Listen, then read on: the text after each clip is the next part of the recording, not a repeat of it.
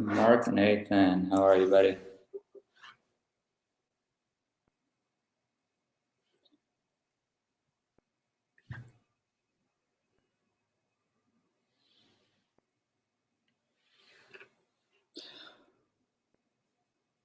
I'm still waiting for like 1 or 2 people to hop on, and then I'll start.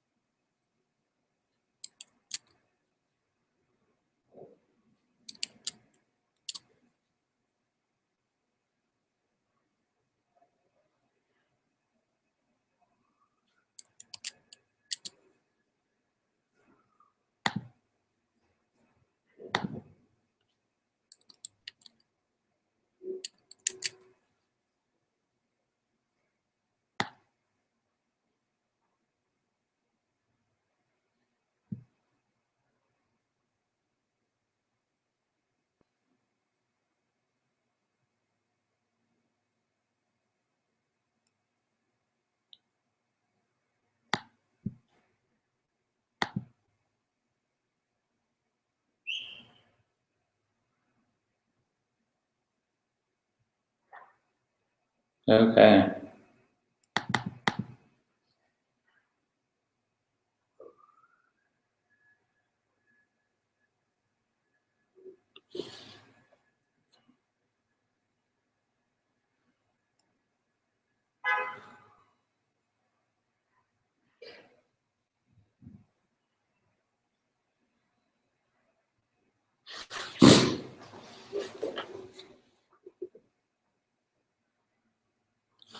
All right.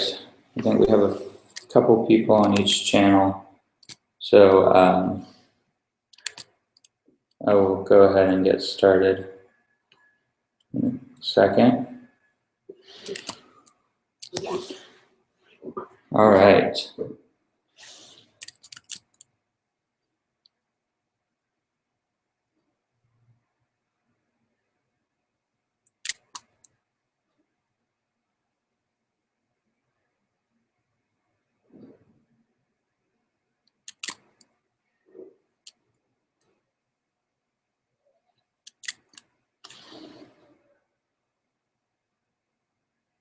One more second.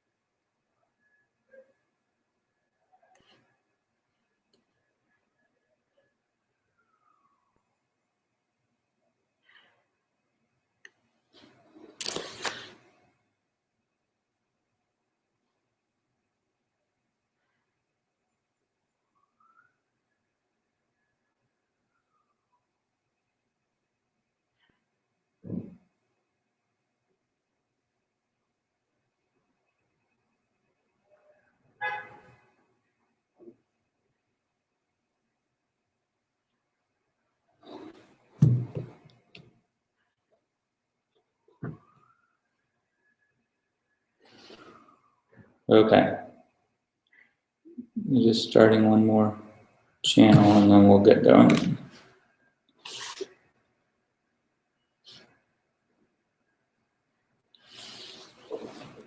All right. Looks like we have 5 or 6 people on right now, so I'll go ahead and get started. My name is Java Jame. I am from Houston. I grew up in Houston. I've been a software developer since a pretty young age. I started pretty early, went to UT Austin, did electrical engineering there, and then I continued on to go into doing software development as a career. So I spent a number of years doing consulting and contract work, and then realized that my passion was really more in startups. So essentially, I started looking around in Houston to see what's going on, like what's the startup scene in Houston, who's involved, and what kind of events are there? How can I meet like-minded people? And I found a few things. Luckily, I met a few awesome people pretty early on, like Mark Nathan and a couple others that kind of told me a lot about what was going on with the Houston Technology Center and various things in Houston. But personally, I knew I wanted to do a startup. I kept a list of ideas of things that I wanted to do, and I knew that I just got sick of watching other people build all the stuff that the ideas that I had come up with over the years. So I wanted to get more involved. Realized that there wasn't as much in Houston as I had hoped for. So I decided that what I needed to do really was I needed to get involved and get involved in organizing some of the events there, because I thought maybe if I can help organize some of the events, then essentially I can kind of create the ecosystem that I wanted there to be in Houston. So I got involved with a couple of different groups. I was part of the initial team that founded Startup Weekend in Houston. I started a couple other groups there. I started the Lean Startup Circle in Houston. There was a couple other groups that we started that fizzled out. I won't go into those. And then we started, Mark Nathan and I started a couple online groups, the Houston Digital Jobs group and then the Houston Startups group, which is where I initially posted this. So I was pretty involved in that. Met a lot of great people through the Houston startup community. We did a bunch of happy hours and tech breakfasts and whatnot, and it was great. I met a ton of good people, a lot of great friends out of it. So about a little over a year and a half ago, maybe between 2 years to a year and a half ago, so my wife was an attorney in Houston, and she had her own law practice, which wasn't going quite the way she wanted. She wanted to change practice areas in the law, and I was working I co-founded a startup there called Camperoo that I was working with, and it just wasn't going well from a growth and funding perspective. And in conjunction with a number of differences I had with my co-founder, I decided it didn't make sense to continue with the project. So we were both kind of at this pivotal point in our careers where we were trying to figure out, what's the next step. So we decided to kind of re-examine the living situation, and we had talked about moving to the Bay Area for like a decade. And so I told my wife, I was like, hey, if you can, figure out what you want to do over there, then I can find a job with a startup there in like 2 minutes. I'm in San Francisco, and I'm a software developer. I'm in high demand. So she went ahead and found a temporary work with a law firm, and then eventually kicked off into her own law practice doing business immigration, which is doing phenomenally well now, like knock on wood. And then I took a job with a startup here called Touts, with the idea that I would kind of get situated and learn about the area, learn about San Francisco, and get to know a bunch of people here. So we moved here about a year and a half ago, picked up the kids. We have 5 kids. One of them's older, but the 4 younger ones, packed them up and came over to San Francisco, not really knowing exactly what we were getting into. So I started a job with a startup here called Touts. And Touts, it's a video news platform. And our users are media organizations who give our mobile apps to their journalists to capture news video and then push it into our content network. And we can automatically match their videos, not only with articles on their website, but also articles on other people's news websites, other media organization sites. And then we monetize the video content through ads and split the revenue with the article and video content producers. So I'm working on the engineering team, doing a lot of the work around our product growth, trying to get more and more eyeballs on our videos. And so with that, that's just kind of a little background on me. So I'll go ahead and I have some questions that people on the Facebook group had posted, and I'll go ahead and post those. Let me open up my Periscope channel one more time real quick.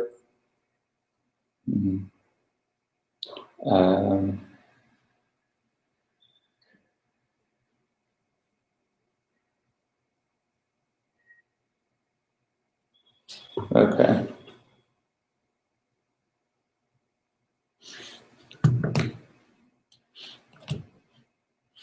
And so I have a number of questions that came in through the Facebook group. You have a little background on me. From the Facebook group, I got a number of questions. So Nash asked, from your perspective, what are the top two pros and top cons of that a Houston entrepreneur would experience in San Francisco? It's a really good question. I think the key things. I think the number one pro that you'll discover being here is just access. You have a tremendous amount of access from to people that you just don't seem to have access to when you're living in Houston. So you have access to a ton of investors here, and investors that really understand the tech community and understand the technology and so businesses. Just the access to advice is amazing. So just being able to go out and talk to other startup founders. I mean, I've been to a number of events where I just randomly bump into people that are founders of some amazing startup, or like head of growth at LinkedIn, or I just realized not too long ago that one of the co-founders of NPM, the JavaScript NPM startup lives like right across the street from me. So it's just amazing that you have access to it, and really there's a tremendous amount of talent here. So just being able to get access to that is amazing. So that's one of the pros. One of the cons that's almost like the inverse of that is that you have access to amazing people, and you can get really good access to like investors here. But part of the problem is, like, especially with recruiting and employee loyalty, it's just really difficult to get people to come and join your team, for example, here, and then for them to stay loyal and stay on with your team for the long haul. So you notice that, like, we were trying to hire people here, like in Houston. If you look at the average resume, you'll see people are worked at a particular place for like 24, 36 months, on average. When you look on resumes here, people that are applying for tech jobs, it's like 8 to 14 months. It's like people are working places for a little over half a year, and then they're just bouncing to the next thing. So there's just a lot less loyalty, I've found, with people. Can you make it in the tech world without being an engineer or programmer, was a question that popped up in Periscope. Yeah, I think you can. There's quite a few people here. There's quite a few roles here for people doing product management. So if you learn some basic mock-ups and product management practices and whatnot, it's like amazing opportunities here. Also data science is like really big here. So you'll meet a lot of people that are in data science and have some kind of math and statistics background or whatnot. A little bit of programming, but not so much like hardcore engineering. So the other, some of the other, cons that I've found here is cost, of course. So cost of living is really high. Cost of salaries are really high. So you want to hire a few people here. It's just it costs a tremendous amount of money. Salaries on average, like we would see in Houston, engineering salaries would start somewhere around, like, I don't know, it's like 60 to 80K. I mean, here, like right out of school, you see people making double that. Like right out of school, you see people without even a college degree. Sometimes people coming out of these programming, programming schools are starting at like 110, 120K. So salaries are definitely higher. Cost of living is higher. Definitely a con there. But the trade-off is like the access, just the ability to get to the people that you want to get to and talk to people that you want to talk to. And one of the other pros, I guess, of working in a startup here is the idea that you can everyone else that you're working with has worked for 2 or 3 other startups. So it's not like in Houston. I worked on a couple of startups in Houston, and it was always that you were always the first guy doing it. You were always the first person doing the startup, and it was just hard to seek out advice. And if you hired people or you teamed up with people, it was probably their first time doing it as well. And that made it difficult because you're kind of figuring everything out on your own, and there's not like this bubble of people that are giving you advice, and this bubble of people that kind of knows what you've been through. I mean, here it's just crazy because you'll just be in a carpool with somebody, or you'll be on the bus with somebody, and you can strike up a conversation about tech with an old lady carrying her grocery bags home, and she'll know about like the latest startup. I mean, it's just everybody here is talking and living and breathing about technology and technology startups. So from a person, I guess, just to move on real quick, wrapping up the pros and cons thing. I think personal pro for me was just quality of life. I mean, I just like the outdoors aspect, and the weather here is just amazing. I think one of the cons from a personal perspective is there's just kind of a lack of Southern hospitality that you get in Texas and you get in Houston. I mean, we were just used to people holding a door open for you, or just being friendly to you, or smiling or nodding or whatever. And it's like here that people are almost afraid to make eye contact. They just look away as fast as possible, and just kind of everyone just does their own thing and leaves the other person alone. So there's not that kind of hospitality towards strangers and new people. So it takes a little getting used to. At first we were very put off by it, but now we just realize it's the culture here. So next question was, do you feel like you're learning more from San Francisco startup scene than you did from the Houston scene? And yeah, I think I already kind of touched on that. It's like definitely, just from the fact that you work with other people that have been through 2 or 3 startups, and you can talk about, different things that it's just shared experiences, and being able to have conversations about those experiences. It's just amazing. In Houston, like most of the talent pool is from the corporate world, is in reality. So employees don't live and breathe the thought process behind what it takes to pave the road in a new market. So they're usually pretty talented in innovating in existing technology, but in existing markets and that are well defined, but not as much in Houston. I just didn't find the experience that they are talented in. They're talented, very talented people, but not talented in new markets and trying to create a new product and define a new market. So that's kind of what you get here more than you do in Houston. Any advice for someone looking to make the move to the Bay Area from Houston? Yeah, I mean, figure out your financial and housing situation first. That's like one of the big things, is just figuring out like where are you going to live? Are you single, or can you just live with somebody and have a roommate or whatever? Or are you moving your family here? Can you afford it? So figuring out where you're going to live. If you have a family and kids like we did, we had to figure out the whole school situation and living close to where we wanted to be able to commute for work and all that stuff. So I would figure that out first and foremost. I mean, if you're single and you have like nothing else to do and you want to move here, I would just do it. Like, just don't think about it. Just do it. Just check it out. Unless you have, really strong attachments somewhere else, like in Houston. Somebody from London was asking. But yeah, what do you think it will take for Houston to be considered more of a startup-centric city? I think it's starting to happen. I mean, having events and stuff is great. A few of us in Houston would get together every now and then and have drinks and chat that were involved in the startup community. And it was like we would always have that conversation. And almost every time it boiled down to, you just basically have to have one breakout company, like 1 or 2 breakout companies that just build something awesome. They hire a bunch of people, and then those people seed the next pool of startups that come out of that. So there's definitely, I think, Houston's got to play to its strengths. So there's going to be a lot of people building corporate software and building a lot of corporate software and oil and gas type of stuff. Like there can be innovation there.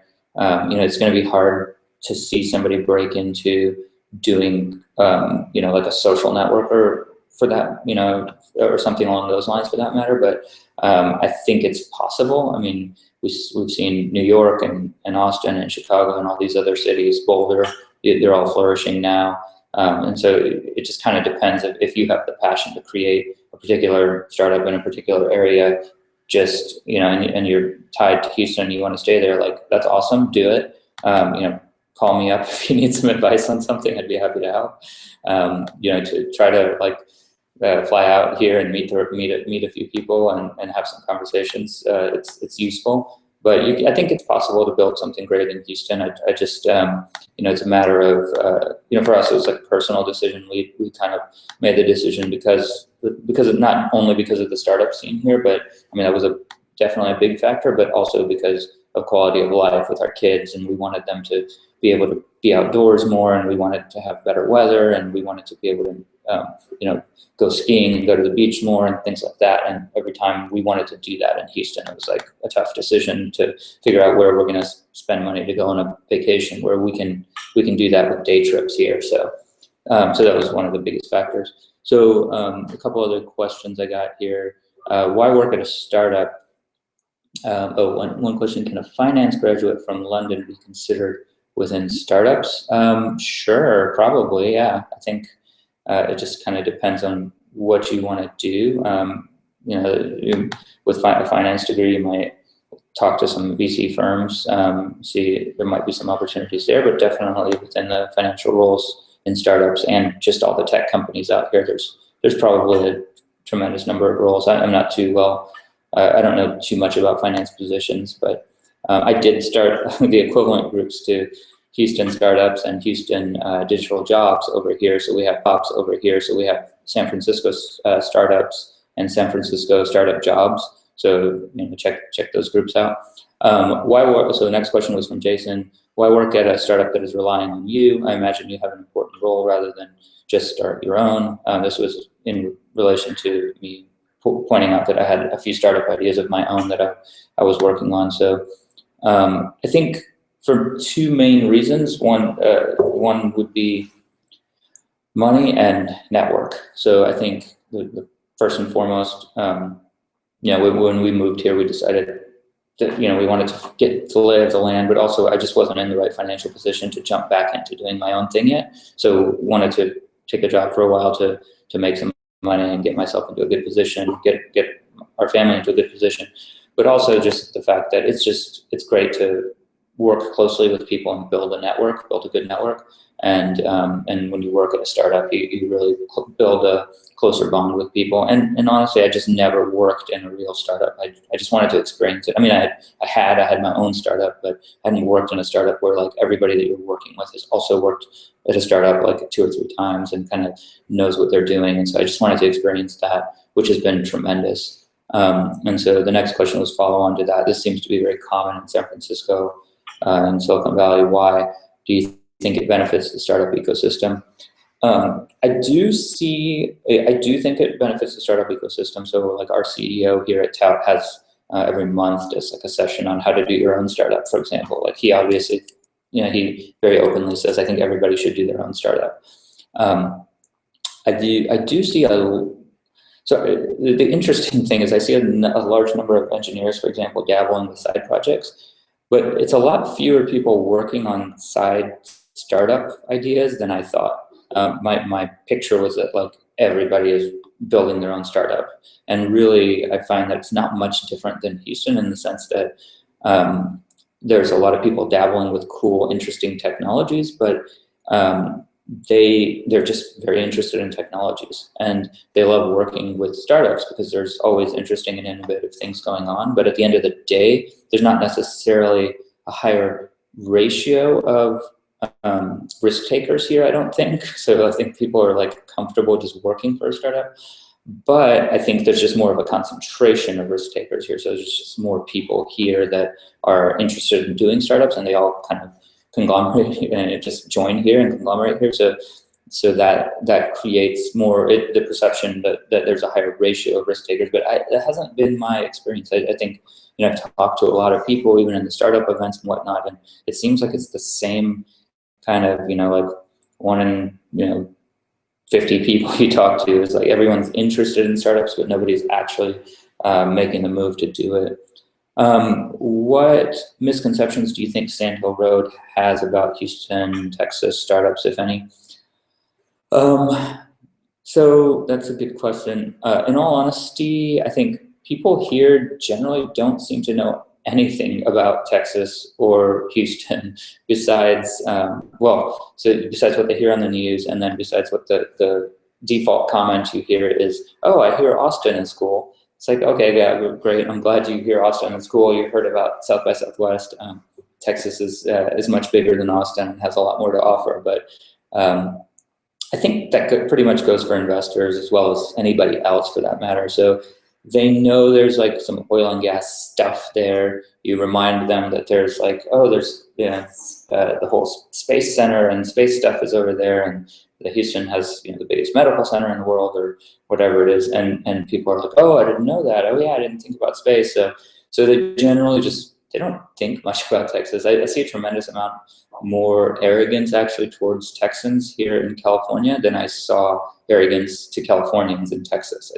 I noticed that people are just like, ooh, Texas, like, I'm sorry, you're from Texas, redneck country and all that stuff. And I'm like, no, actually, Houston's pretty diverse, one of the most diverse cities in the world. And it's,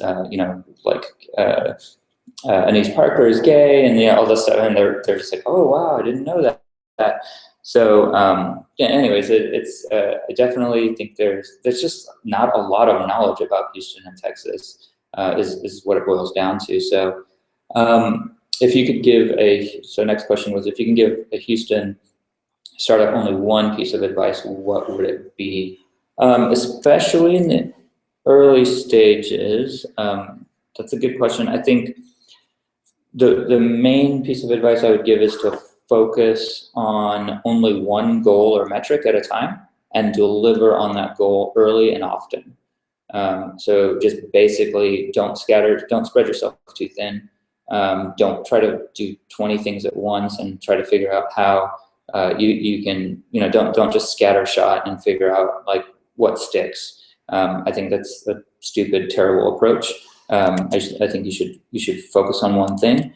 I think you should, having focus basically allows you to really think through that, really analyze it properly, and figure out what's going on. That's been one of the key reasons why we've grown so well here at Tout, has been that we've just had a lot of focus on like key metrics. It's like, okay, we're right now, our entire focus is on onboarding new partners, for example. So we want to, this, like, the whole organization is figuring out like what can we do to onboard more partners faster, or it's different metrics we might focus on it for a time period is figuring out how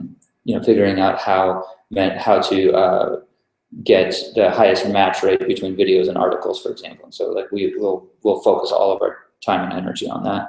So I think that's the key thing, is just focus on only one goal or metric at a time, deliver on that early and often. Just you don't have to do these mega releases and these huge things that huge like glorious releases of awesome software. You just like put out the smallest thing that you think could impact change, and then release that as quickly as possible, and then do the next thing and the next thing and the next thing, and then just keep iterating as fast as possible. So I think that's pretty much all the questions I had. If there's any other questions, I think the Google Hangout has a question room open, and then on Periscope. What is the best advice you have received from a Valley vet so far? Man, that's a good question. I think, I don't know about best advice. I mean, you hear very different advice from a lot of people because there's so many different ways of becoming successful here. So I think that the main thing is just like release early and often. Like that's the best advice I've heard. But obviously I've heard that before. So the whole lean startup mantra. But I think, I mean, okay, let's just take one aspect of that. Like what, the best feedback from the perspective of, I have some ideas and I want to start executing on those ideas. What do I do first? So like some pretty like, some people that I look up to have said you should go and work for somebody else for a while. Like you should go and get ingrained in some company and like work with their growth team or whatever, and you're going to meet all your co-founders and all your, the people that you're going to work with, the next generation of people that you're going to work with there. Look at all these companies that have been successful, like PayPal and, Facebook and whatever, all these people start there, they create these bonds in these organizations and they leave and go do their own thing. Like that's one path to success. That's great advice. It's one path to success. And then you get other people that say, no, don't do that. Like just jump into it with both feet. You can, do all the networking you want, go work at a co-working space, like meet the people you want and do it that way. So, I mean, there's, because you learn more and you learn faster building your product and talking to customers and just getting out there and doing it. So it's totally like contrary advice, but both sets of advice are really good. So, I mean, yeah, you hear a lot of advice here. The key thing is knowing which advice to take and which advice to just kind of marinate on for a while. So any other questions on Google Hangouts or Periscope or Meerkat? I don't have much of an audience on Meerkat. Okay, looks like that's it. Well, I will definitely do this again if there's enough interest. Thank you guys for joining in, and I hope you got something out of it. And I will talk to you guys soon. Thanks for all the hearts on Periscope. I wish that Meerkat has a lame heart like button thing, and then YouTube just has their likes and their trolly comments. But the heart thing on Periscope is awesome. It just like shows you that people are actually interested in what you're doing in the moment, which is really cool. So thanks, and we will talk soon. Oh, who do we have on here? Hector, Austin, Daniel, Narab. I don't know who that is. Leland, Mark. All right, thanks guys. Appreciate you joining. Talk to you soon.